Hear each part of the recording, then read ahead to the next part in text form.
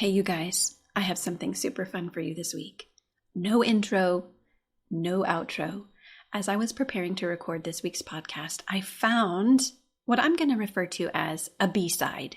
It was originally the first podcast episode I had recorded to give to you live. And for whatever reason at the time, I decided not to. Well, I listened back to it just yesterday and decided, oh my goodness, this has to go out. So enjoy, lovelies. Even though we're in the 50s of this episode, here is the original voided first episode of the Hello Lovely podcast. Authentic and natural. Enjoy. Well, hello, lovely. Here we are. It's a podcast. I can't tell you how excited I am to be recording this podcast. I am a newbie to the podcast field, and this is my very first one. And so I just want to say welcome and introduce myself. My name is Christie Williams, and I am a life coach. And I really want to share with you how this podcast is even possible right now. Because what I really want you to know is if you've ever dreamt of having a podcast, or if you ever thought it would be just so much fun to do something creative that you have an idea about, but there is tons of fear about how to do it or how to get started or if people would even like you, I want to tell you right now, you can absolutely do it and none of that other stuff matters. So you get to share your creative side and people will enjoy. And people will not like it. And there's a beautiful mix of both. But what I want you to know is that if you have creative ideas, when you have creative ideas, and it just feels like they would be amazing to have, but just totally not possible, just too big, too wonderful, too amazing for you, I want you to stop right there and just know that you can absolutely do anything that you want to do. When it comes to your creative ideas, I really believe that those are like little idea seeds that pop into your mind, and they're things that you can do and can accomplish, and based on what's important to you and what really fuels you and makes you happy, and all of those beautiful things really turns into the desire, and you have the ability to do it. I think that was the biggest thing for me for many years, was just thinking I didn't have the ability, that something was missing in me, that I was just missing something to be able to really go through with the ideas that I have, and that dreams maybe were a problem, that dreams really just were dreams. I didn't fully understand that a dream was an idea seed.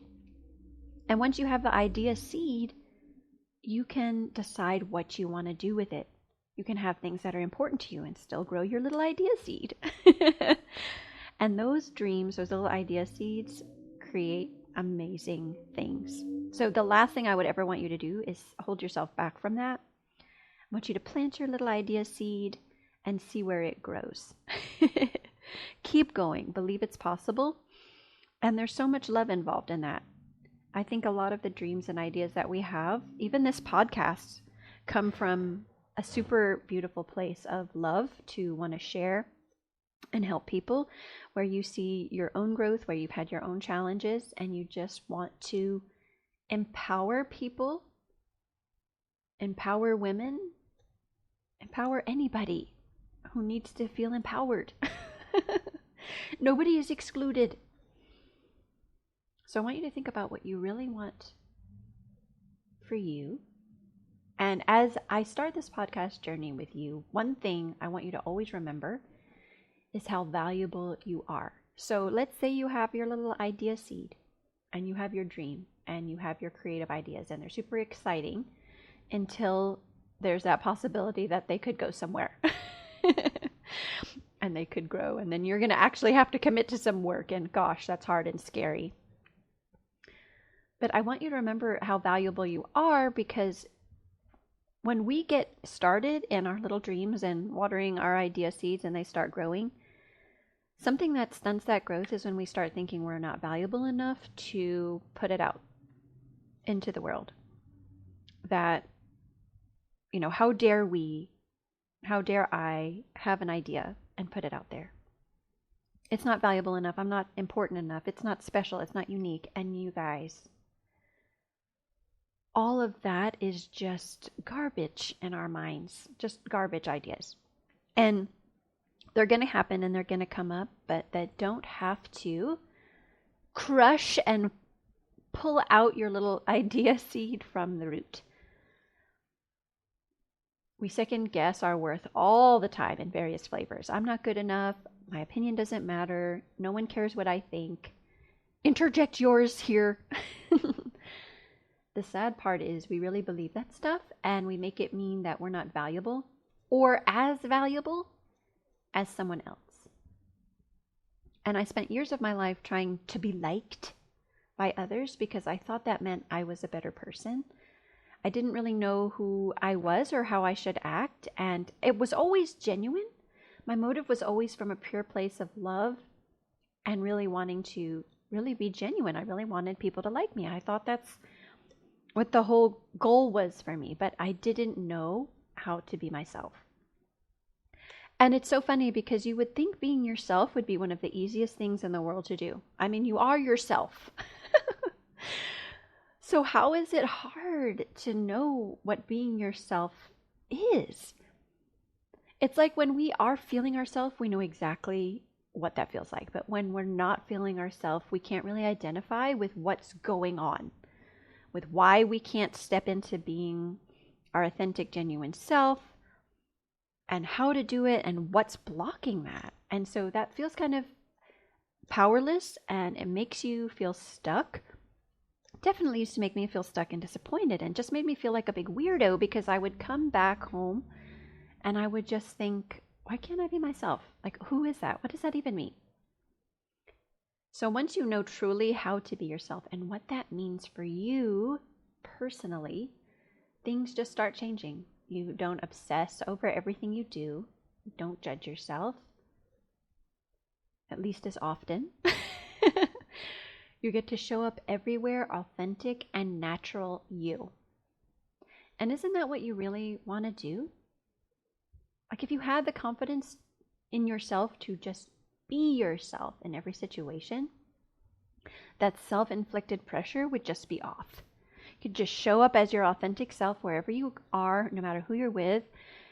Know who you are and know how you want to show up, and trust that you'll be able to show up that authentic, natural way all the time.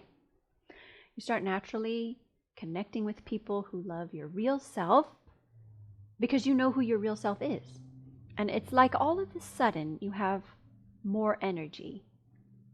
You're not as tired, and you start thinking about what results you want to create and stop beating yourself up all the time. You just don't realize how much you beat yourself up until you stop doing it. And that sneaky brain of ours is constantly questioning our ability, and it's exhausting. It causes you to feel tired and stuck and not really sure how you ended up feeling that way. Why do I feel like this? Why am I stuck? Why can't I get going? Why am I not motivated? Why? And there's a beautiful recipe that I have for you so you can really start being yourself. And it starts looking at, you guessed it, yourself. I created a worksheet that gives you the step-by-step tools to practice to start understanding who you really are and how you want to show up when you know what being yourself feels like.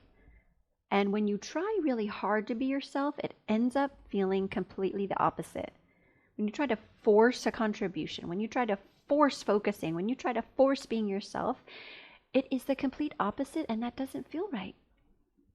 We end up coming out of that occasion or that situation being like, how did that happen?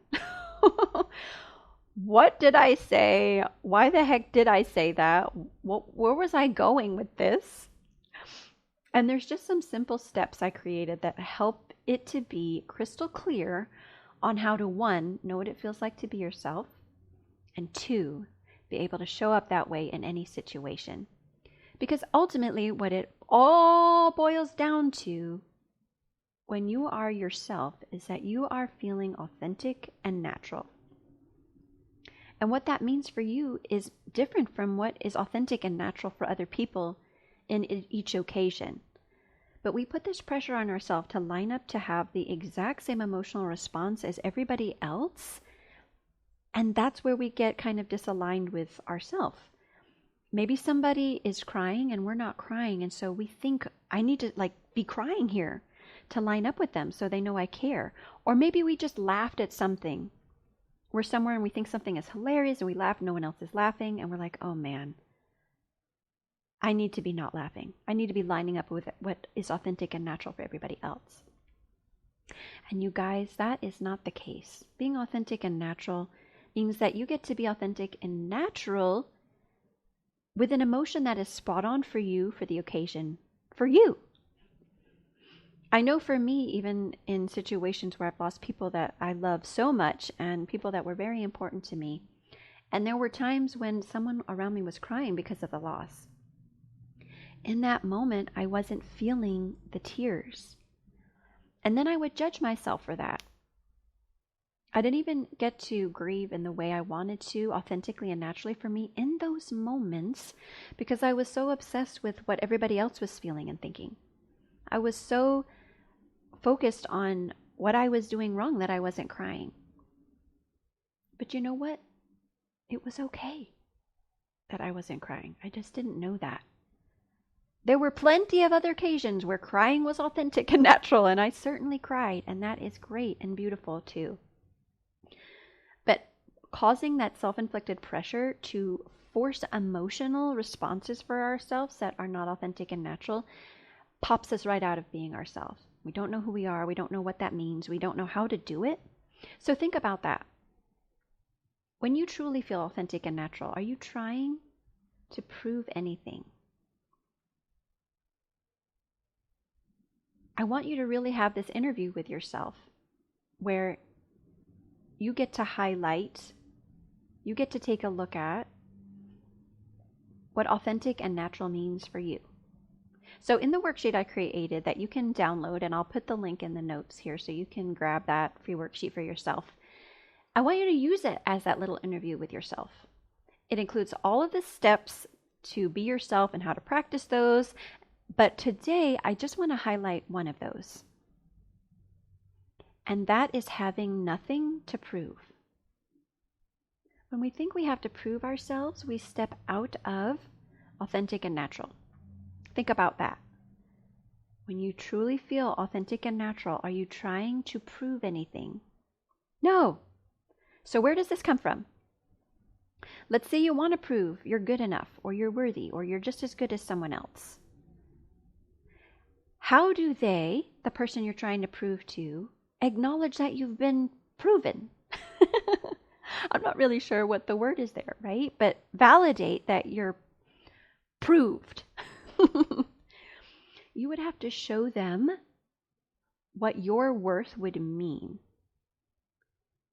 So how do you show someone else what your worth is? They would have to acknowledge your value back to you. And that's not even guaranteed. And what they say back to you doesn't even affect your value or your worth at all. We think what other people think and say about us is affecting our value and what we're worth, and if our opinion is worth something or that you're worth something. But what people think of you doesn't make you better. What people think of you doesn't make you worse. What you think about yourself is what is making you feel better or worse. So why do we want to have other people like us or prove to them that we're likable? We want to feel better about ourselves. That's what it comes down to. We want to feel better about ourselves, but we're looking to other people to validate that we're good enough to be liked. And guys, that feels terrible. So everything is going great when people line up with what we think and what we feel. When we find things in common with people and they support us, we feel like, oh yes, I am validated. I have proved myself. But really, that's not the case. It never had anything to do with that what you were worth. So I want to teach you how to feel better about yourself first. Because when you feel better about yourself first, you're not looking to prove anything to anyone. So you get to show up, guess what? Authentic and natural. Ta-da! Because honestly, the relationship with yourself is a filter for all the other relationships that you have. All the other relationships you have. The relationships you have with people, with your job, with your hobbies, with what you eat. Any relationship you have is filtered by the relationship with yourself. So when you feel better about yourself, how do you show up? Authentic and natural. And I want to point out that this is not a practice of putting others down to lift yourself up. This is not thinking you're better than anyone. It's a true reflection of what it's like to be equal in value with everyone. And that means you're valuable right now. So every human, we have the same value. We have the same retail value. Amazing. We have this amazing gift of life, this amazing value. Every single precious human. So what makes you amazing is not that you're more valuable than someone else. It's that you're unique. You're a unique, authentic, beautiful self. So what if you didn't have to prove that you were good enough to someone else? Air quotes, good enough. What if you proved that to yourself first? You really knew your worth and value as a woman, a human, a unique person. Then what? How would that affect the rest of your life? Imagine if you had genuine confidence, not forced, not faking it till you make it. You really felt genuinely good about yourself, and not because you were putting others down, not having anything to prove. What would be possible for you then? What would open up for you then? What would you be doing then? You would be enjoying your lovely, beautiful life. And that's the question I want to leave with you today, lovely. I'd love for you to share your answers with me. And if you want to get started on those tools to be yourself, download the worksheet at www.misschristiewilliams.com/be yourself. Have an incredible week, lovelies, and I'll see you soon.